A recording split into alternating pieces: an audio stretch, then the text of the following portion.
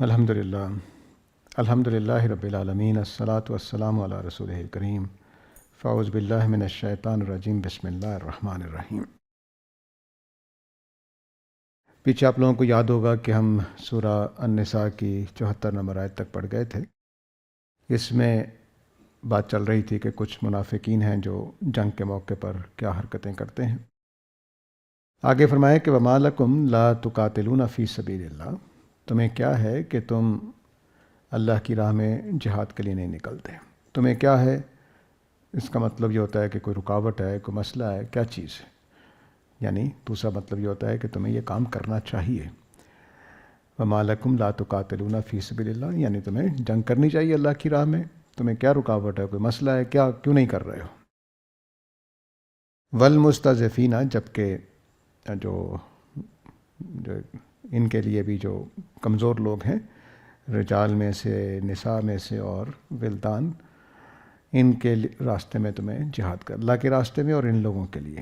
راستے کا لفظ جو ہے فی سبیل اللہ کا مطلب اور ہے، اور فی سبیل المستضعفین کا مطلب اور ہے، چونکہ عطف اس پہ ہوا ہے کہ اللہ کے راستے میں اور مستضعفین کے راستے میں۔ تو پہلے کا مطلب ہوگا کہ اللہ کی خاطر، اور دوسرے کہ ان کے بچاؤ کے لیے یا کچھ اس طرح سے۔ دونوں کے لیے سبیل کا لفظ ٹھیک ہے۔ تو تمہیں کیا ہے کہ تم اللہ کے راستے میں اور مستضعفین کے لیے جہاد کیوں نہیں کرتے۔ مستضعفین اردو والے لوگوں نے عام طور سے، لیکن صحیح مطلب بتانے والے بھی موجود ہیں، عام طور سے مطلب لیا ہے جو کمزور، بوڑھے، عورتیں، بچے، ظاہر ہے کہ یہ تینوں کمزور لوگ ہوتے ہیں، لیکن یہاں اللہ نے رجال لکھا ہوا ہے، مرد، عورتیں اور بچے۔ ان تو ایک ہوتا ہے کہ جسمانی قوت کی وجہ سے کمزور ہونا، ان کا بھی ساتھ دیا جاتا ہے، فطری سی بات ہے، ان کو بھی ترس آتا ہے، ان سے ہمدردی ہوتی ہے۔ لیکن کچھ لوگ ہوتے ہیں جو اپنی جان کے اعتبار سے طاقتور ہوتے ہیں، مضبوط ہوتے ہیں، لیکن وہ کچھ ایسی صورتحال کا شکار ہوتے ہیں کہ رعایا بن جاتے ہیں، یا کسی سردار کے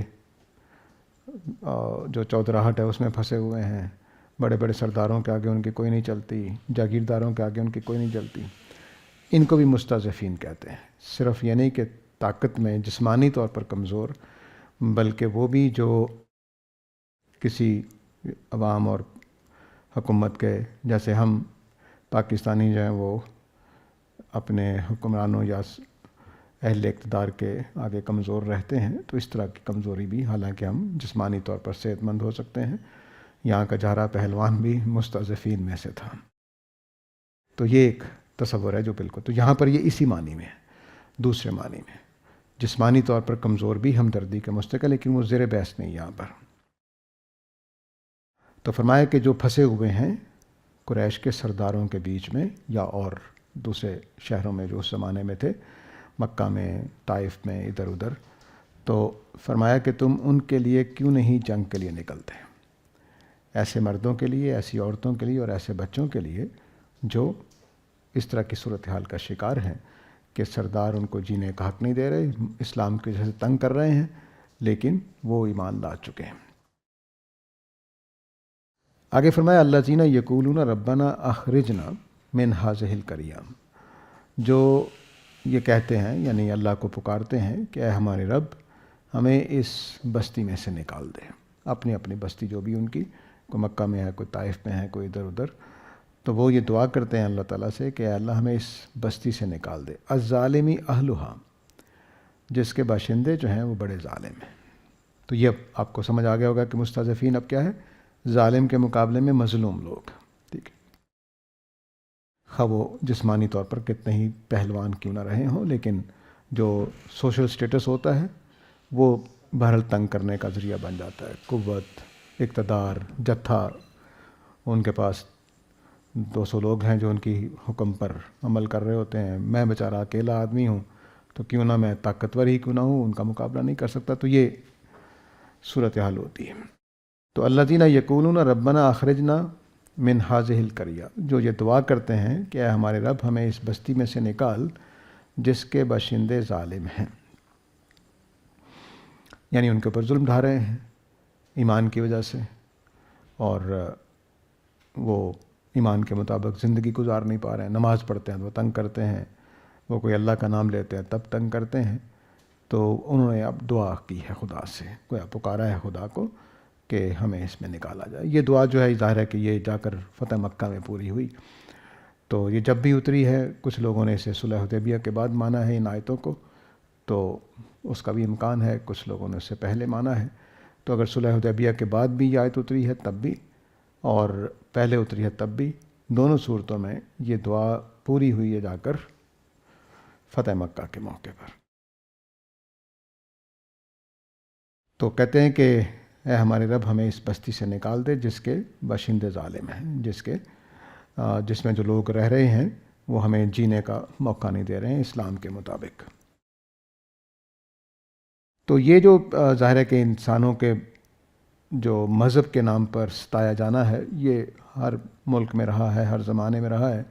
صرف اسلام کا جو نبی کریم صلی اللہ علیہ وسلم سے لے کر غالباً انگریزوں کے آنے تک صرف اسلامی ملک ہیں جن میں مذہب کی بنا پر تنگ نہیں کیا گیا، لیکن جیسے ہی انگریز گیا ہے تو وہ ہمیں یہ سبق پڑھا گیا کہ ہم بھی مذہب کی بنیاد پر دوسروں کو تنگ کر سکتے ہیں۔ پتہ نہیں کیا کہاں سے ہم نے سیکھا۔ ہماری اگر یہودیوں کی تاریخ پڑھیں جو ہمارے علاقوں میں رہے ہیں، عیسائیوں کی تاریخ پڑھیں جو ہمارے علاقے میں رہے ہیں، تو وہ بیان کرتے ہیں کہ ہمارا سب سے اچھا دور، پرامن دور مسلمانوں کا اقتدار کا دور ہے۔ تو لیکن اب صورتحال یہ ہے کہ ہم اپنے ہی اسلام کے اندر ہی ایک دوسرے کو قبول کرنے کو تیار نہیں ہیں۔ بریلوی دیوبندیوں کو مارنے کو تیار ہیں، دیوبندی بریلویوں کو مارنے کو تیار ہیں، شیعہ سنیوں کو، سنی شیعہ کو۔ تو یہ کچھ اس طرح کے دھڑے پہلے بھی رہے ہیں، لیکن ہمارا جو مقتدر حلقے ہوتے تھے وہ مذہب کی بنیاد پر لوگوں کو تنگ نہیں کرتے تھے۔ اکثر کہیں کہیں اس کی بھی مثالیں مل جائیں گی۔ تو بہرحال یہ اب کہا کہ وہ دعا کرتے ہیں کہ یا اللہ ہمیں نکال دے۔ وَاجْعَل لَنَا مِن لَدُنْكَ وَلِيًّا وَاجْعَل لَنَا مِن لَدُنْكَ نَصِيرًا۔ یہ جو من لدن کا ہے یہ بہت اہم لفظ ہے۔ تو کہتے ہیں کہ اے اللہ اپنی طرف سے ہمارے لیے ولی بنا دے، اور وَاجْعَل لَنَا مِن لَدُنْكَ نَصِيرًا، اور خاص اپنی طرف سے ہمارے لیے مددگار بنا دے۔ یہ لدنا جو ہے وہ وہی ہے جو لدنی علم میں استعمال ہوتا ہے، یعنی کچھ چیزیں ہم اسباب کے تحت کرتے ہیں، اسباب کے تحت مانتے ہیں، اور کچھ چیزیں ایسی ہیں جس میں ہم اللہ کو کہتے ہیں کہ غیبی طریقے سے کر دے۔ تو یہ لدن کا جو ہے یہ اسی مفہوم کو ادا کرنے کے لیے کہ اسباب تو نظر نہیں آ رہے، مسلمان بھی ابھی اتنے طاقتور نہیں ہوئے مدینہ میں کہ کوئی مکہ والوں سے ہمیں آ کر چھڑا لیں، تو اے اللہ تو اپنی طرف سے کوئی خاص اہتمام کر دے تاکہ یہ مسئلہ حل ہو جائے، ہماری زندگیاں آسان ہو جائیں۔ تو دو دعائیں انہوں نے کی ہیں، ولی بنا دے اور نصیر بنا دے۔ وہ یہ تیسری دعا ہوگی۔ پہلی دعا یہ ہے کہ ہمیں اس علاقے سے نکال، اور یہاں سے نکلنے کے لیے اپنی طرف سے کوئی ولی بنا دے، کوئی نصیر بنا دے۔ دونوں لفظوں میں تھوڑا فرق ہے، حقیقت کے اعتبار سے اگر بڑے پیمانے پر دیکھا جائے تو دونوں ایک ہی مطلب ہے۔ ولی اس شخص کو کہتے ہیں جو کارساز ٹائپ ہو، یعنی کوئی ہماری ذمہ داری لے کر اس کے مطابق کوئی عمل کرنا شروع کر دے، یعنی کسی سردار کی یا نبی کریم صلی اللہ علیہ وسلم کی یا مسلمانوں کی توجہ ادھر کر دے کہ وہ ہمارے لیے مسئلے کو سوچنے لگ جائیں کہ کس طرح سے ان کو نکالنا ہے۔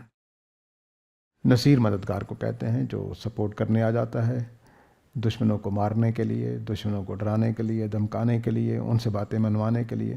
تو دشمنوں سے ڈیل کرنا اور ان کی مدد کرنا یہ نصیر ہے، اور ولی کا مطلب ہے کہ ہماری مسئلے کو کوئی ذمہ داری لے کر اٹھا لے اس کو۔ تو اب یہ اللہ تعالیٰ کہہ رہے ہیں کہ تمہیں کیا ہے کہ تم اللہ کی راہ میں اور مستضعفین کی راہ میں جہاد کیوں نہیں کرتے ہو، کہ جو لوگ وہ مستضعفین جو یہ خدا کو پکار کے دعائیں کر رہے ہیں کہ ہمیں اس ظالم بستی سے نکال۔ اب یہ ایک دعا کے قبول ہونے کا ذکر ہے لفظوں میں اللہ تعالیٰ نے کر دی۔ اس سے آپ سمجھ سکتے ہیں کہ دعائیں کیسے قبول ہوتی ہیں۔ یہاں تو قرآن اتر آیا، لیکن کسی جگہ اللہ تعالیٰ کسی کے دل میں ڈالیں گے، ولی بنا دیں گے، کسی جگہ کسی کو خیال آ جائے گا تو وہ نصیر بن کے آ جائے گا، تو دعائیں اس طرح سے قبول ہوتی ہیں کہ اللہ تعالیٰ پھر الہام کرتے ہیں کہ ایک آدمی نے دعا کی ہے تو چلو اس آدمی کو ابھارتے ہیں، وہ اس آدمی کو اس کے لیے اسباب پیدا کر دیتے ہیں، اس کو اللہ تعالیٰ کو توجہ دلا دیتے ہیں، کوئی آدمی بھیج دیں گے ملنے کا چلا گیا ہے، تو یہ کام اللہ تعالیٰ کرتے رہتے ہیں۔ تو یہاں مسلمانوں کو ڈائریکٹ وہی اتار کے حکم دے رہے ہیں کہ تم جہاد کیوں نہیں کرتے ہو۔ تو وَمَا لَكُمْ لَا تُقَاتِلُونَ فِي سَبِيلِ اللَّهِ وَالْمُسْتَضْعَفِينَ مِنَ الرِّجَالِ وَالنِّسَاءِ وَالْوِلْدَانِ، تو فرمایا کہ تم، یہ میں نے محل بتا دیا دونوں کا کہ صلح حدیبیہ کے بعد، یعنی جب وہ صلح حدیبیہ ہوا ہے لیکن ٹوٹ گیا ہے، معاہدہ ختم ہونے والا ہے، اس زمانے کی بات ہے یا اس سے پہلے کی۔ تو اب دعا ان کی یہ ہے کہ ہمیں کوئی ولی بن جائے، ہمارا کوئی مددگار بن جائے تاکہ ہم اس ظالم بستی سے نکل جائیں۔ یہ جہاد دے دیا حکم اللہ تعالیٰ نے۔ اب یہاں پر دو جہاد کا جو پہلو ہیں وہ واضح رہنے چاہیے۔ پہلا جہاد کی قسم ہے فی سبیل اللہ، اللہ کی راہ میں۔ یہ کوئی بھی اس کا پہلو ہو سکتا ہے، جیسے صحابہ صرف نبی کریم صلی اللہ علیہ وسلم کو بچانے کے لیے بھی جہاد کر سکتے تھے، اسلام کو پھیلانے کے لیے بھی جہاد کر سکتے تھے، یہ بھی فی سبیل اللہ ہے۔ لیکن یہ بھی فی سبیل اللہ جہاد ہے کہ ہم مظلوموں کی مدد کرنے جائیں، تو یہ جہاد کا واضح تصور ہے جو یہاں سے نکلتا ہے۔ بلکہ اگر فی سبیل اللہ اور مستضعفین میں بھی یہاں سبیل لگا ہوا ہے تو اس میں ایک طرح کی برابری سی آ گئی ہے، یعنی اللہ کی راہ میں جہاد اور مستضعفین کی راہ میں جہاد ایک جیسا ہے۔ اتنے بڑے درجے کی چیز بنا دی ہے اس کو۔ تو گویا دو جہاد جو بھی ہوگا وہ اللہ کی راہ میں ہوگا، اور جو صحابہ کا جہاد تھا، اور دوسرا یہ ہے کہ مظلوموں کے حق میں اور ظالموں کے خلاف جہاد۔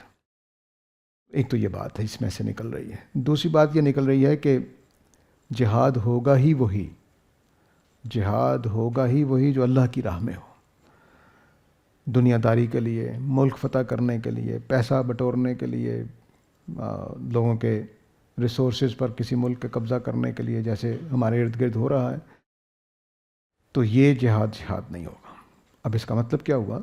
اس کا مطلب یہ ہوا کہ ہم نے اگر مظلوموں کی مدد کے لیے بھی اٹھنا ہے تو ہمارا اقدام نہایت عدل انصاف کے مطابق نپا تلا ہونا چاہیے۔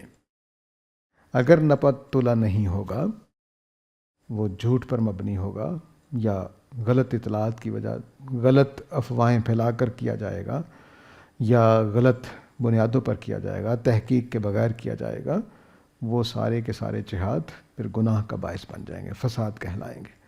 تو فی سبیل اللہ اور مستضعفین کو اکٹھا کر کے مقصود یہی ہے کہ جہاد کس پہلو سے ہونا چاہیے؟ اللہ کی رضا کے لیے۔ تو سبیل اللہ کا مطلب ہو جائے اللہ کی رضا کے لیے، اللہ کے حکم کے مطابق، یہی مطلب ہو سکتا ہے فی سبیل اللہ کا۔ تو اللہ کی رضا کے مطابق جو اس نے قوانین دے رکھے ہیں، عدل انصاف تحقیق، اقدام کرنے سے پہلے سورہ حجرات وغیرہ ہم جب پہنچیں گے تو اللہ تعالیٰ نے پوری تلقین کی ہے کہ اقدام کرنے سے پہلے تحقیق کرنی لازم ہے کہ مسئلہ کیا ہے، کیوں ایسا ہو رہا ہے۔ تو اب مثال کے طور پر مجھے پتہ چلا کہ فلاں علاقے میں کچھ لوگوں پر ظلم ہو رہا ہے، تو میں نے حملہ کر دیا بغیر سوچے سمجھے۔ پتہ چلا وہ تو ڈاکوؤں کے ساتھ معاملہ کر رہے تھے، وہ تو فسادیوں کے ساتھ معاملہ کر رہے تھے، تو یہ غلط بات ہوگی۔ تو اس لیے جو بھی ہم نے اقدام کرنا ہے، جہاد بنے گا تب جب ہم خدا کی مرضی منشا کے مطابق وہ اقدام کریں گے، اور اس میں ہماری تمنا یہ ہوگی کہ ہم صحیح نپا تلا عدل کے مطابق کیلکولیٹڈ پوری انفارمیشن کے بعد، پوری تحقیق کے بعد کیا جائے، یہ جہاد ہوگا، ورنہ جہاد نہیں ہوگا۔ آج کل جتنی بھی جنگیں ہو رہی ہیں، ہمارے دو ہوئی ہیں پچھلے چند مہینوں میں، تو وہ بھی ایسے ہی لگ رہا تھا کہ بس ایک ملک نے دوسرے ملک پر بس بلا وجہ چڑھائی کر دی ہے، اور بعض لوگوں نے تو یہ بھی کہا کہ وہ ڈرامہ ہے، تو یہ خود ایک غلط بات ہے، اس میں یہ کون سی صحیح بات ہے۔ تو اب یہ مکہ، طائف، اس طرح کی جو شہر تھے، بستیاں تھیں، ان میں آپ سمجھیے کہ کچھ لوگوں پر پرسیکیوشن ہو رہی تھی، مذہب کی وجہ سے ان کو ستایا جا رہا تھا، تو ان کے لیے جہاد کا حکم ہوا ہے 75 نمبر آیت میں۔ اب آگے اس کو ابھارنے کے لیے ایک اور بات فرمائی گئی ہے، یہ بھی ابھارنے کے لیے اسلوب ہے کہ مستضعفین کا لفظ بولا گیا ہے، اور جو دعا ان کی ذکر کی گئی کہ اللہ کو پکار رہے ہیں تو تم اللہ والے ہو تو جاؤ ان کی مدد کرو، اور پھر جو دعا انہوں نے مانگی ہے ولی اور نصیر، یہ سارے کام جو ہیں وہ اللہ تعالیٰ سے مانگ رہے ہیں۔ تو کوئی انسانوں کا مطالبہ ہو رہا ہے کہ کوئی انسان آئے جو ہماری مدد کریں، اللہ سے دعا وہ یہ کر رہے ہیں۔ تو یہ سارا کچھ یعنی ابھارنے کے لیے، مسلمانوں کو انگیخت کرنے کے لیے کہ وہ یہ کام کریں۔ آگے فرمایا الذین آمنوا یقاتلون فی سبیل اللہ والذین کفروا یقاتلون فی سبیل الطاغوت فقاتلوا اولیاء الشیطان ان کید الشیطان کان ضعیفا۔ یہ اللہ تعالیٰ کی ابھارنے کی باتوں میں سے ہی بات ہو سکتی ہے، ہم اس طرح کی باتیں نہیں کرتے ہیں، قرآن کی وجہ سے کر لیتے ہیں۔ تو فرمایا کہ جو ایمان والے ہیں وہ اللہ کی راہ میں جہاد کرتے ہیں، اور جو کافر ہیں وہ غیر اللہ کی راہ میں جہاد کرتے ہیں۔ تو جو غیر اللہ کی راہ میں جہاد کرے گا، ظاہر ہے کہ وہ شیطان کا ساتھ دے رہا ہے۔ تو فرمایا کہ شیطان کے ان دوستوں سے لڑائی کرو، جنگ کرو، اور یہ یاد رکھو کہ شیطان کی چال بہت ہی کمزور ہے۔ جہاد، جنگ، قتال دو طرح کے ہو گئے۔ ایک قتال وہ ہے جو اللہ کی راہ میں لڑا جاتا ہے، ایک قتال وہ ہے جو غیر اللہ کی راہ میں لڑا جاتا ہے۔ جو بھی میں نے فی سبیل اللہ کے لفظ میں بات کی تھی، وہ اس کو لفظوں میں اللہ تعالیٰ نے بیان کر دیا ہے کہ وہ جہاد ہی نہیں ہے جو غیر اللہ کے لڑا جائے، صرف وہی جہاد ہے جو فی سبیل اللہ لڑا جائے۔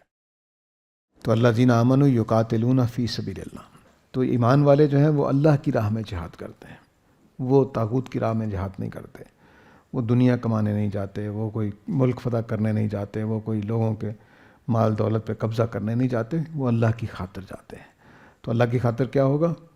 ظالموں سے، مظلوموں کو بچانا، اس طرح کے حق انصاف قائم کرنا، اگر کوئی کسی کا حق نہیں دے رہا تو اس کو حق دلانا۔ تو یہ چیزیں جو ہو جائیں گی وہ اللہ کی راہ میں جہاد ہو جائے گا۔ لیکن جو کوئی ملک فتح کرنا چاہے گا، وہاں کے ریسورسز پہ قبضہ کرنا چاہے گا، وہاں کا پیٹرول اور گیس حاصل کرنا چاہے گا، وہ ظاہر طاغوت کے راستے میں جنگ کر رہا ہے۔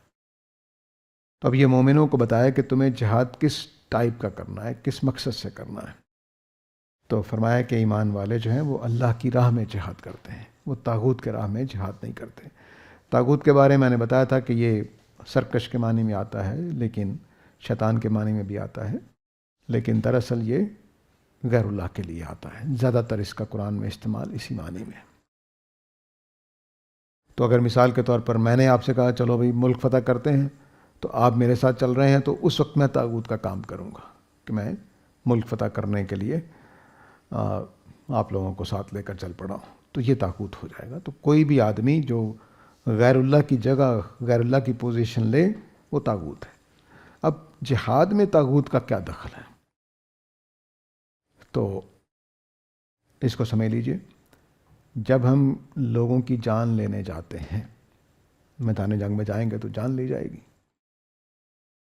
تو میدان جنگ میں بھی وہی قانون چلے گا جو اللہ تعالیٰ نے حدود و تعزیرات میں دیا ہے۔ سورہ المائدہ میں جب ہم پہنچیں گے، اگلی سورہ وہ انشاءاللہ وہی ہے، تو وہاں پر میں بتاؤں گا کہ اللہ تعالیٰ نے بتایا ہے کہ کسی کی جان نہیں لی جا سکتی سوائے دو صورتوں کے۔ ایک یہ کہ اس نے کسی کی جان لی ہو، اور دوسرا یہ کہ وہ فساد پیدا کر رہا ہو، فساد فلرز، یعنی جیسے آج کل ہمارے ٹیررسٹ ایکٹیویٹیز ہیں، یا بم رکھ دیا پکڑ کے پورا محلہ اڑا دیا، یا ملک کے خلاف فتنہ پیدا کر دیا، بغاوت کی فضا پیدا کر دی، اس طرح کی چیزوں میں موت کی سزا دی جا سکتی ہے۔ تو میدان جنگ میں بھی یہی اصول ہے۔ جب آپ دشمنوں کے لوگوں کی جان لینے جا رہے ہیں تو لازماً ان دو جرائم میں سے کوئی جرم ہونا چاہیے۔ تو جب تک کوئی فساد کا سامنا نہ ہو تب تک ہم کسی پر حملہ نہیں کر سکتے۔ اگر کوئی ملک آرام سے، امن سے رہ رہا ہے، وہ غریب ہے، کمزور ہے، تو اس کو امن سے جینے دیں گے، اس لالچ میں کہ وہ بھی ہمارے علاقے کا حصہ بن جائے۔ آپ اس سے دوستی کر کے معاہدہ کر لیں کہ تاکہ عوام ایک دوسرے کے آئے جائے اور کاروبار کریں مل کر۔ حملہ کرنا اسی وقت ممکن ہے جب وہ قوم فسادی ہو جائے، ورنہ نہیں۔ تو جس طرح حدود و تعزیرات میں یہ قانون چلے گا کہ ہم کسی کی جان نہیں لے سکتے، ایسا ہی میدان جنگ میں بھی نہیں لے سکتے۔ اس کو اللہ تعالیٰ کہہ رہے ہیں کہ الذین آمنوا یقاتلون فی سبیل اللہ، کہ اللہ کی راہ میں وہ جہاد کرتے ہیں، یعنی اللہ کی راہ میں نکل کر ہی وہ کسی کی جان لے سکتے ہیں، ورنہ نہیں لے سکتے۔ اور وہ جان میں نے بتا دیا کہ صرف دو جگہوں پر، کہ کسی نے قتل کر دیا ہے، قتل کا بدلہ ہم لے سکتے ہیں، کسی قوم نے فساد پیدا کر دیا ہے تو ہم اس کے فساد کے خلاف جہاد کریں گے، ورنہ نہیں کر سکتے۔ اگر کوئی قوم پرامن رہ رہی ہے اور فساد پیدا بھی کر رہی ہے لیکن وہ حل کیا جا سکتا ہے سیاست کے ذریعے سے، دباؤ کے ذریعے سے، تو جنگ نہیں کی جائے گی۔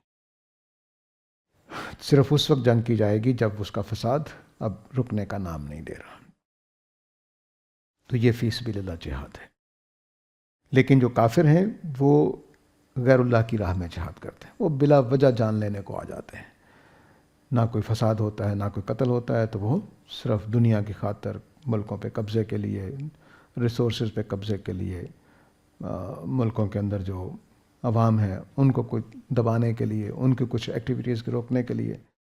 یہ اگر آپ پچھلے 300 سال سے جو ویسٹرن ڈومیننس کا زمانہ ہے، غلبے کا زمانہ ہے، تو اس میں اگر آپ دیکھیے تو کتنی تہذیبوں کو قتل کیا گیا ہے، کتنی آئیڈیالوجیز کو قتل کیا گیا ہے، اور وہ دور لانا پڑا ان کو فکری طور پر کہ جس میں کوئی نیریٹو نہیں چلتا۔ جو پوسٹ ماڈرنزم ہے وہ تہذیبوں کے قتل کے لیے بنایا گیا ہے کہ آپ کوئی نیریٹو لے کر زندگی نہیں گزار سکتے۔ آپ کا اپنا نیریٹو آپ کے لیے تو ہے، دوسروں پر اس کو آپ نافذ نہیں کر سکتے، دوسروں سے اس کا آپ مطالبہ نہیں کر سکتے۔ کہ مثال کے طور پر توحید میرا نیریٹو ہے تو میں اپنے بھائی کو کہوں یار تم بھی توحید پہ آ جاؤ، نہیں کر سکتے۔ تو پوسٹ ماڈرنزم میں کوئی نیریٹو لے کر آپ زندگی دوسروں کے لیے نہیں گزار، اپنے لیے ٹھیک ہے جو مرضی کریں لیکن دوسروں کے ساتھ ایسا معاملہ نہیں ہے۔ تو اس کے کئی نتائج ہیں۔ مثلا میں کسی کو جج نہیں کر سکتا اپنے نیریٹو کی روشنی میں کہ اچھا یہ مشرک ہے، بہت برا آدمی ہے، یہ میں ججمنٹ نہیں دے سکتا کیونکہ اس کا اپنا نیریٹو ہے، میرا اپنا نیریٹو ہے۔ تو اس طرح کی بہت ساری چیزیں پیدا کی ہیں تاکہ وہ جو پرانی تہذیب چلی آ رہی تھی جس میں نیریٹو کے لیے لوگ نکلتے تھے، پورے پورے ملک فتح کر جاتے تھے، پوری پوری دنیا کو کایا پلٹ کے رکھ دیتے تھے، وہ چیز ختم ہو جائے۔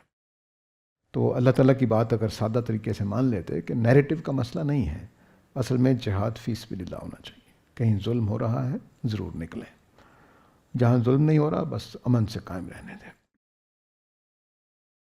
تو نیریٹو چھوڑنے کی ضرورت نہیں ہے، نیریٹو کے بغیر انسان رہ نہیں سکتے۔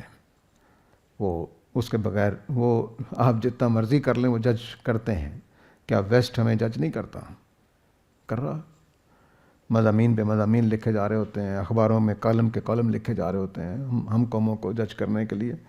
تو وہ انسان اس کے بغیر رہ نہیں سکتا۔ ہاں آپ اس کے اندر انصاف لے آئیں، اس کے اندر حق پرستی لے آئیں تو بہت اچھی بات ہے۔ جو چیزیں کرنے کی تھی وہ کرنی چاہیے تھی، تو دیانتداری اور اس طرح کی چیزیں اس کو پروموٹ کرنا چاہیے تھا۔ تو فرمایا کہ جو مومنین ہیں وہ اللہ کی راہ میں جہاد کرتے ہیں اور جو کافر ہیں وہ طاغوت کی راہ میں جہاد کرتے ہیں۔ تو اس وقت ویسٹ سارا طاغوت کے پلڑے میں کھڑا ہوگا۔ خیر مسلمان بھی اسی پلڑے میں آتے ہیں کیونکہ وہ اللہ کی راہ میں جہاد صرف نام کا ہوتا ہے، تو وہ بھی ایسا ہی ہوتا ہے۔ لیکن بہرحال میں نے جو مفہوم واضح کیا اس میں آپ تول سکتے ہیں کوئی بھی۔ آگے فرمایا کہ جو طاغوت کے راستے میں جنگ کرتے ہیں تو یہ اولیاء شیطان ہیں، ان کے خلاف جنگ کرو۔ اولیاء شیطان جو ہیں وہ جو بھی آدمی کشور کشائی کے لیے، یعنی ملک حاصل کرنے کے لیے، علاقے حاصل کرنے کے لیے، فتح کرنے کے لیے، دوسروں کی دولت پہ قبضہ کرنے کے لیے جنگ کرے گا تو وہ فسادی ہے۔ فسادی ہے تو وہ شیطان کا دوست ہے۔ تو ایسے لوگوں پر کیوں نہیں جنگ کی جائے گی؟ لازماً کی جائے گی۔ اس وقت بھی دنیا کا یہ ضمیر، باوجود اس کے کہ دنیا دوسری طرح سے چلتی ہے، لیکن جو تقریریں ہوتی ہیں وہ اسی اصول پر ہوتی ہیں۔ اگر آپ عراق امریکہ جنگ دیکھیں تو اس میں تقریریں یہی کی گئی تھی کہ میس ڈسٹرکشن کے ویپنز بنا لیے ہیں، کیمیکل ویپنز بنائے ہوئے ہیں صدام حسین نے، وہ ساری دنیا کے لیے خطرہ ہے، یہ ہو رہا ہے وہ ہو رہا ہے، وہاں پہ لوگوں کو آزادی حاصل نہیں ہے۔ تباہ و برباد کر دیا اس کو، جھوٹ پروپیگنڈے کے اوپر۔ افغانستان میں خواتین کی آزادی کے لیے آئے تھے یا اس طرح کی چیزوں کے لیے. ابھی جو اسرائیل اور ایران کی لڑائی ہے اس میں آپ دیکھ لیجیے کہ کیا ہر جگہ پہ بہانہ اخلاقی ہوگا. یہ بڑا ظلم ہو رہا ہے جی، یہ ہو رہا ہے جی. ایران سے دنیا کو خطرہ ہے جی، انہوں نے وعدے کی خلاف ورزی کی ہے، اٹامک بم نہیں بنانا تھا بنا رہے ہیں، یہ ہو رہا ہے وہ ہو رہا ہے. تو جتنے بھی جنگوں کے بہانے ہوں گے وہ آج بھی یہی ہیں کہ یہ شیطانی ہو رہی ہے، آج بھی یہی ہے کوئی، لیکن اندر سے مقاصد دوسرے ہوں گے. اللہ تعالیٰ جب کہتے ہیں کہ یقاتلون فی سبیل اللہ تو وہ کہتے ہیں کہ نہیں، اندر کے مقاصد بھی درست کرو، صرف تقریریں نہیں کرو بلکہ واقعتاً اللہ کی راہ میں نکلو. تو یہ اس جملے کا سٹریس ہے، الذین آمنوا یقاتلون فی سبیل اللہ. مومنین اللہ کے راستے میں لڑتے ہیں، وہ کسی اور کے راستے میں نہیں لڑتے ہیں. تو جو کسی اور کے راستے میں لڑ رہے ہیں وہ شیطانی پیدا کرتے ہیں. تو یعنی اخلاق کا پردہ لبادہ اوڑھ کر مقاصد اپنے ہوتے ہیں. تو یہ کام نہیں ہونا چاہیے. انگریز جب نکلا ہے 1600 کے بعد تو اس کو دیکھ لیجئے کیا کیا کیا اس نے. یعنی ویسٹ غریب ترین لوگ وہ امیر ترین ہو گئے. سائنس کی اتنی بڑی بڑی لیبارٹریز اور اتنے بڑے بڑے محکمے بن گئے کہ پوری دنیا کو حیران پریشان کر دیا لوٹ مار کے پیسے سے. تو یہ جو کام ہے یہ ظاہر ہے کہ ہم بھی کرتے ہیں، اس میں کوئی شبہ نہیں، لیکن ویسٹ نے بہت زیادہ کیا. ویسٹ کے کئی بھی اور بھی چیزیں ہیں لیکن وہ بہرحال اللہ تعالیٰ معاف کرے. مثلاً جو گریک فلسفی ہے اس کو کہتے ہیں ویسٹرن فلسفی. وہ دراصل سیریک کہنا چاہیے، وہ فلسفی ہے جو میسوپوٹیمیا میں بنی تھی. اب یہ جو فیثاگورس کا جو تھا، پیتھاگورس جس کو کہتے ہیں، اس کا جو فارمولہ تھا ٹرائی اینگل کو ناپنے کا، وہ میسوپوٹیمین جو چیزیں ملی ہیں اس میں لکھا ہوا ہے. یعنی یہاں سے سیکھ کر جاتے تھے وہاں، وہ اپنے لیے یونانیوں کو لکھتے ہوں گے کتابیں، وہ تو بے ایمانی نہیں ضروری کر رہے ہوں، لیکن ویسٹ نے یہی چرچا کیا کہ بس دیکھو جی کیا بات ہے، ہم نے سوچا، ہم نے. تو یہ وہ کہانی ہے جو اگر آپ گریک فلاسفرز کو دیکھیں تو سارے یہاں سے پڑھ کر گئے تھے، سب کے بارے میں تقریباً ثابت ہو جاتا ہے.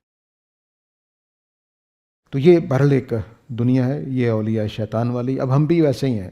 میں ویسٹ کا نام تو اسی لے رہا ہوں کہ وہ اس وقت غالب تہذیب ہے، وگرنہ سچی بات ہے کہ ہماری اپنے کرتوت کیا ہیں. ہم اپنے ہی بھائیوں کو سمجھانے کے بجائے قتل و غارت پہ اتر آتے ہیں، پتہ نہیں کیا کیا کرتے ہیں. تو والذین کفروا یقاتلون فی سبیل الطاغوت. تو جو کافر ہیں وہ اللہ کے علاوہ دوسری چیزوں کے راستے میں لڑتے ہیں. تو اس لیے ان فتنہ کرنے والے شیطانوں کے دوستوں کو مارو. ان قید شیطانی کان. اب یہ ابھارنے کا ایک پہلو تھا کہ یہ شیطان کے اولیاء ہیں، یہ فسادی ہیں، دنیا میں فساد پیدا کرتے ہیں، ان کے خلاف لازماً لڑا جانا چاہیے. جہاں جہاں پرسیکیوشن ہو رہی ہے، جہاں جہاں لوگوں کے اوپر ظلم ہو رہا ہے، جہاں جہاں کسی قوم کے کسی افراد کے حق مارے جا رہے ہیں، ہم نکلیں گے. جہاد ہم پر فرض ہے کیونکہ وہ شیطنت کر رہے ہیں اور شیطانی کی اصلاح ملنی چاہیے. آگے فرمایا ان قید شیطان. یہ ابھارنے کے لیے اگلی بات تھی. ایک اور بات ابھارنے کے لیے کہ ان قید الشیطانی کان ضعیفا. جو شیطان کی تدبیریں ہیں، اس کی جو پلاننگ ہے وہ ضعیف ہوتی ہے. جو بھی جھوٹ پر بات استوار ہوگی، فتنے پر استوار ہوگی، وہ کمزور ہوگی. لیکن جھوٹ اور فتنے پر استوار کچھ دیر تک ہوتی ہے، ایسا نہیں ہوتا کہ وہ موجود نہیں ہوتی. تو وہ اگر ہم نے پوری تیاری نہیں کی، صحیح ہم بھی حق پر نہیں ہیں، تو وہ باطل ہمارے والے باطل کو شکست دے دے گا. فطری سی بات ہے. تو اس لیے ہمیں اپنے آپ کو، جو بھی اچھی قومیں ہیں ان کو فی سبیل اللہ ہی سوچنا چاہیے، اور جو شیطان ہے پھر اس کی چال کمزور ہو جائے گی. لیکن اگر ہم بھی شیطان ہی کی طرح روپ دھارے ہوئے ہیں، اندر سے کچھ ہیں اوپر سے کچھ ہیں، تو پھر دو باطل لڑیں گے.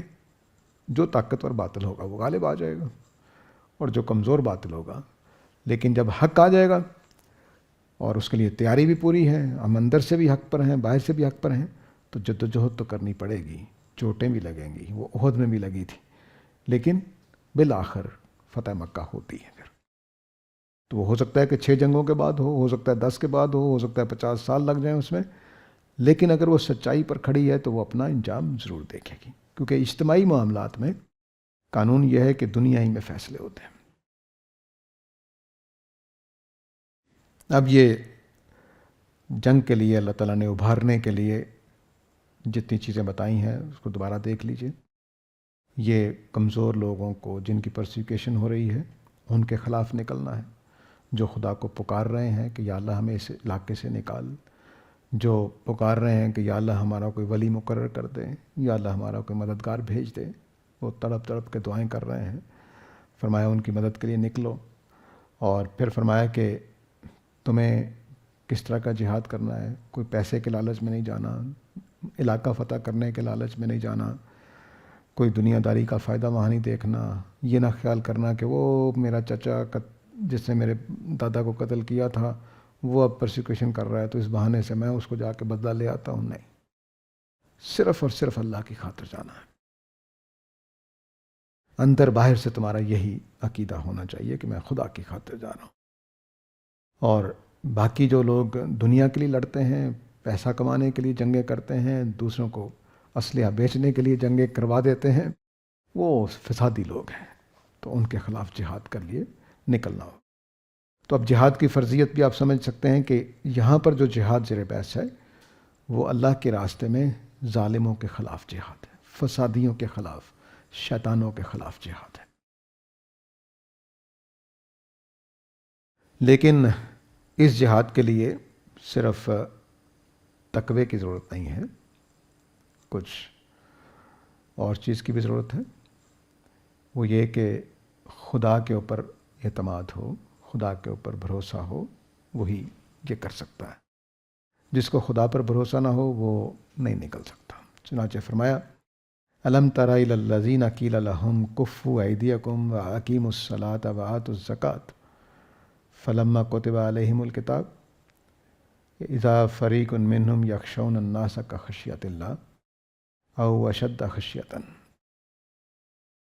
تم نے ان لوگوں کی طرف نہیں دیکھا، اب یہ منافقین کے آئینہ دکھایا جا رہا ہے، کیا تم نے ان لوگوں کی طرف نہیں دیکھا کہ جن کو کہا جاتا تھا کہ بھئی ابھی ہاتھ روک کے رکھو، ابھی جنگ نہیں کرنی ہے، نمازیں پڑھو، زکوٰۃ دو، تو لیکن جب اللہ نے جہاد فرض کر دیا ہے تو یہ دیکھو کہ یہ ان میں سے ایک گروہ ایسا ہے جو لوگوں سے ایسے ڈرتے جیسے اللہ سے ڈرنا چاہیے، بلکہ اللہ سے بھی زیادہ لوگوں سے ڈر رہے ہیں۔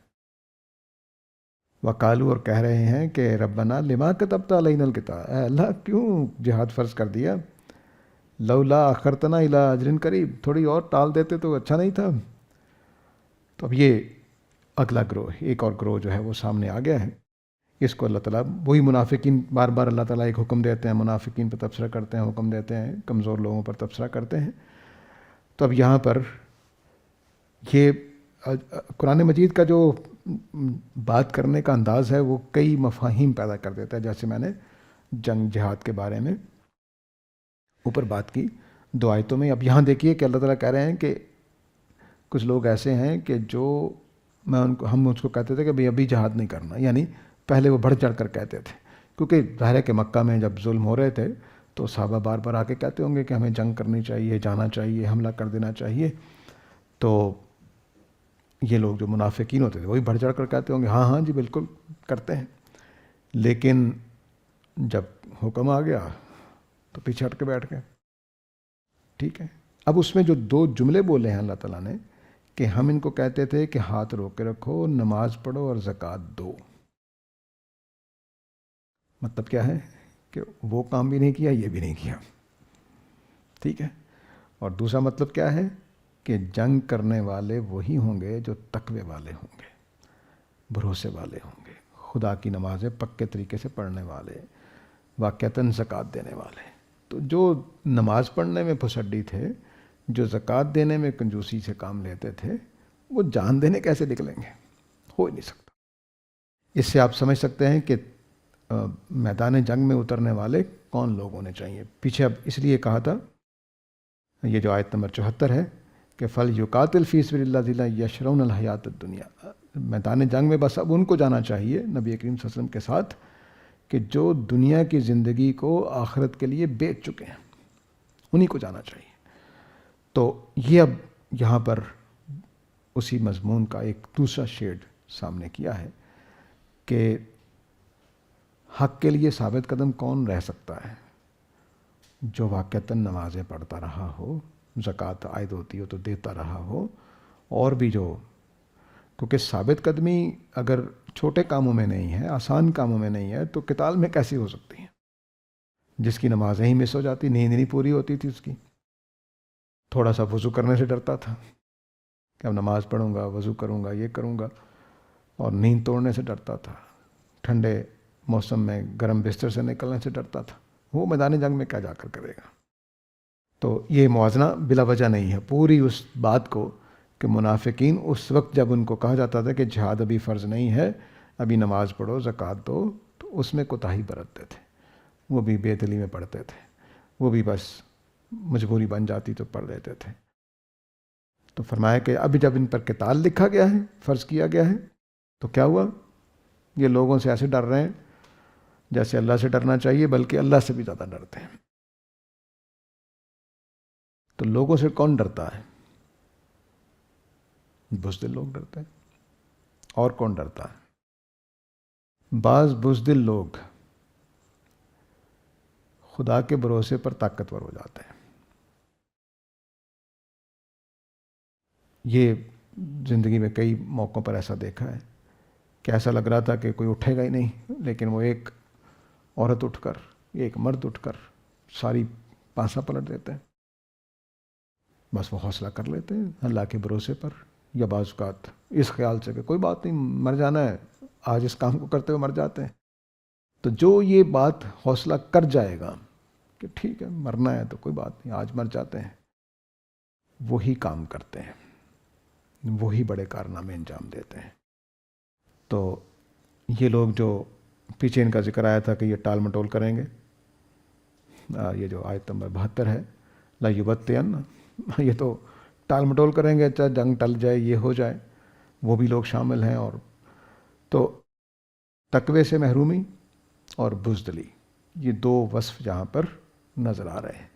اور بزدل آدمی کمزوری کی وجہ سے بھی ہوتا ہے، اور بزدل آدمی بھروسے کی نہ ہونے کی وجہ سے، بھروسہ اپنی ذات پر یا بھروسہ اللہ پر، یہ دونوں چیزیں آدمی کو طاقتور کرتی ہیں۔ اللہ پہ بھروسہ کر لیں یا اپنی ذات پہ بھروسہ کر لیں۔ تو ظاہر ہے کہ جو بزدل ہوتے ہیں ان کو اپنی ذات پر بھی بھروسہ نہیں ہوتا، اللہ پر بھی بھروسہ نہیں ہوتا، تو پھر وہ میدان جنگ میں نہیں اترتے۔ اب یہاں پر ایک اور پہلو ہے، ایک تو یہ ہے کہ میں نے اور آپ نے فیصلہ کرنا ہے کہ چلو جی انڈیا پہ حملہ کرتے ہیں، اگر اس نے حملہ کر دیا ہے تو یہ میرا اور آپ کا فیصلہ ہے کہ جنگ کرنی چاہیے کہ نہیں کرنی چاہیے۔ ایک وہ جنگ ہوتی ہے جس میں اللہ تعالیٰ کہہ رہے ہیں نکلو بھائی، اس میں تو اللہ پہ بھروسہ کر کے نکل پڑنا چاہیے کہ بھائی ٹھیک ہے اللہ کا حکم آ گیا ہے، تو ہم سے اس نے توقع کر لی ہے کہ ہم جنگ لڑ سکتے ہیں، تو چلو چلتے ہیں۔ لیکن یہ اس موقع پر بھی نہیں نکلتے تھے۔ تو جنگ کی دو نوعیتیں ہیں، ایک یہ کہ ہم نے فیصلہ کرنا ہے کہ اب جنگ کریں کہ نہ کریں، تو چلیے تول کے سمجھ کے کر لیں گے۔ ایک میں اللہ تعالیٰ کہہ رہے ہیں بھی نکلو اب، تو اوپر جو آیت نمبر 75 ہے کہ تمہیں کیا ہے، جنگ کے لیے کیوں نہیں نکلتے ہو؟ تو اس کا مطلب ہے کہ اس موقع پر تو ہمیں یہ نہیں ڈرنا چاہیے کہ پتہ نہیں اللہ ہمارے ساتھ ہے کہ نہیں، وہ کہہ رہا ہے نکلو تو بس اللہ پہ بھروسہ کر کے نکلنا چاہیے۔ اب یہ جو تعبیر ہے کہ یہ لوگوں سے ڈرتے ہیں، اللہ جیسے اللہ سے ڈرنا چاہیے بلکہ اس سے بھی زیادہ، یہ موازنہ نہیں بنتا، کوئی مقابلہ نہیں بنتا۔ مقابلہ کیوں بنا ہے کہ اللہ تعالیٰ کہہ رہے ہیں جنگ کے لیے نکلو، ادھر تو انکار کر رہے ہیں لیکن لوگوں سے ڈرتے ہوئے باہر نہیں نکل رہے۔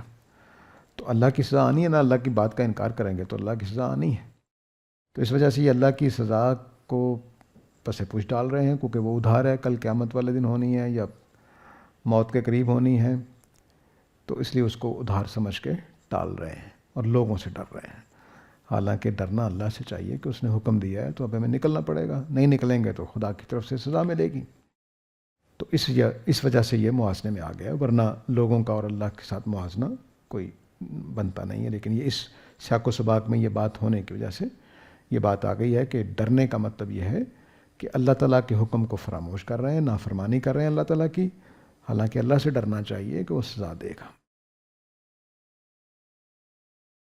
تو اب ان کو جب یہ کہا جاتا تھا کہ اپنے ہاتھ روک کے رکھو، جہاد کی ابھی ضرورت نہیں ہے، ابھی تم لوگ خود تیار نہیں ہو، تو نماز پڑھو، زکوٰۃ دو، یہ کرو تاکہ تم تیار ہو جاؤ جنگ کے لیے۔ لیکن اب جب یہ سارا صورتحال بن گئی اور جہاد فرض کر دیا گیا تو یہ لوگ اب ڈر رہے ہیں لوگوں سے، اور ڈرتے ہوئے کہتے ہیں قالوا ربنا لما کتبت علینا القتال، اے ہمارے رب آپ نے جنگ کیوں ہمارے اوپر فرض کر دی ہے، لولا اخرتنا الی اجل قریب، ایسا کیوں نہیں ہوا کہ آپ تھوڑا اور ڈیلے کر دیتے۔ اب اللہ تعالیٰ وہ وجہ بتا رہے ہیں جس کی وجہ سے یہ ٹال مٹول کر رہے تھے۔ کل فرمایا ان سے کہہ دو متاع الدنیا قلیل، تم دنیا میں جی کر کیا کر لو گے، اس کی اندر قارون جیسے خزانے بھی مل جائیں تو وہ قلیل ہے۔ متاع الدنیا قلیل، دنیا کا سارا سامان میں نعمتیں، کھانا پینا، گھر، یہ قلیل ہے دو اعتبار سے۔ ایک اعتبار سے کہ ہر صورت میں محدود ہے، اور دوسرا یہ کہ اگر میں نے لامحدود بھی کما لیا قارون کی طرح کہ اس کے خزانے کی کنجیاں اٹھانے کے لیے بڑی تعداد چاہیے تھی لوگوں کی، تو وہ بھی اس کے جینے تک ہی ہے، مر گیا تو ختم۔ تو تم اس دنیا کے لیے جہاد میں شہید ہونے سے بچ رہے ہو جس کی کوئی ویلیو نہیں ہے۔ والآخرۃ خیر لمن اتقی، لیکن آخرت تقوی والوں کے لیے بہت بڑھ کر ہے۔ اب وہ کس اعتبار سے خیر ہے؟ دونوں اعتبار سے خیر ہے، دائمی ہے، کبھی نہ ختم ہونے والی ہے، اور دوسرا یہ کہ اس کی جو نعمتیں ہیں وہ مقدار میں بھی تھوڑی نہیں ہیں، بے پناہ ہے۔ حدیثوں میں اگر وہ حدیث صحیح ہے تو آتا ہے کہ اگر کوئی آدمی بجلی کی رفتار سے دوڑنے والے گھوڑے کے اوپر بیٹھا ہو تو 500 سال تک گھوڑا دوڑتا رہے گا تو آدمی کی جنت کی سرحد نہیں آئے گی۔ تو تعداد میں بھی بہت زیادہ، اور ہمیشہ کے لیے اس پر موت نہیں آنی ہے، زوال نہیں آنا ہے جنت پر، اور بے پناہ اور لمبے وقت کے لیے کوئی زوال نہیں ہے اس کو۔ تو فرمایا اس دنیا، چھوٹی سی دنیا کے لیے تم چھوڑ رہے ہو تو یہ کوئی ٹھیک بات نہیں ہے۔ اگر تم نے کوئی بڑی چیز کے لیے چھوڑا ہوتا تو چلو سمجھ آتی تھی۔ تو اصل میں منافقین کو ان کا حقیقت بتائیے کہ تم چھوٹی سی چیزوں کے لیے، بیمانی چیزوں کے لیے، وقتی سی چیزوں کے لیے اللہ کے راستے سے، اللہ کا خوف اتار کے لوگوں سے ڈر رہے ہو کہ جان نہ نکل جائے، جان نکل جائے تو کیا ہو جائے گا، یہ چھوٹی سی قلیل متاع ہے، ختم ہو جائے گی، اور آخرت میں جو تمہیں مل رہا ہے وہ بہترین ہے۔ اب یہاں شرط لگائیے لمن اتقی، ظاہر ہے کہ متقی لوگ ہی آخرت میں کامیاب ہوں گے۔ ولا تظلمون فتیلا، اور تم پر ذرہ برابر بھی ظلم نہیں کیا جائے گا۔ یہ دونوں کو کہا ہے، جنتیوں کو بھی اور دوزخیوں کو بھی۔ جنتیوں کو اس لیے کہ ان کے چھوٹی سے چھوٹی نیکی کا بھی اجر مل کر رہے گا، اور دوزخیوں سے اس معنی میں کہ تمہیں اپنے کفر سے بڑھ کر سزا نہیں دی جائے گی، جتنی بنتی ہوگی اتنی ملے گی، لیکن ملے گی، مل کر رہے گی۔ تو یہاں پہ روک لیتے ہیں۔ تو یہ مقام بہت اہم ہے اس اعتبار سے کہ جہاد کی پوری ایک نیچر سمجھ میں آتی ہے کہ جہاد کیا ہے، حقیقت میں جہاد کس روح کے ساتھ، کس اسپرٹ کے ساتھ کرنا چاہیے، اور کس اسپرٹ کے ساتھ اگر ہوگا تو وہ جہاد نہیں ہوگا، اور دوسرا یہ کہ جہاد سے، اللہ کی راہ میں شہید ہونے سے ڈرنے کی کیا معنی ہے، جانا تو ہے ہی، تو آج چلے جاؤ، کل چلے جاؤ۔ وآخر دعوانا الحمدللہ رب العالمین۔